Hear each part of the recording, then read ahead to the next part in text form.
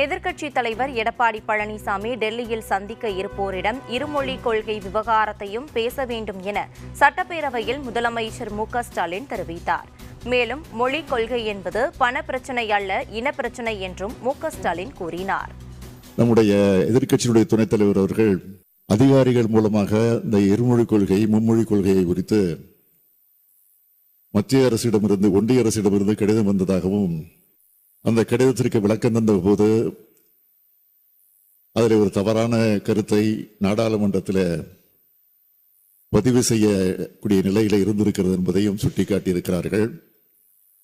தயவுசெய்து எந்த சந்தேகப்பட வேண்டாம், அதிலே நாங்கள் உறுதியாக இருக்கிறோம். எந்த காரணத்தை கொண்டும் இதை ஏற்றுக்கொள்ள மாட்டோம் என்றுதான் அவர்களுக்கு நாங்கள் விளக்கம் தந்திருக்கிறோம். இன்னும் கூட இந்த நேரத்தில் எங்களுடைய அன்பான வேண்டுகோள், ஏனென்றால் பிரதான எதிர்க்கட்சியாக இருக்கக்கூடிய அதிமுகவை சார்ந்த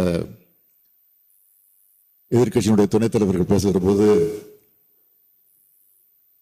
நாங்கள் என்றைக்கும் இந்த விஷயத்தில் ஒட்டுமொத்தமாக இருப்போம் என்ற உறுதியை தந்திருக்கிறார்கள்.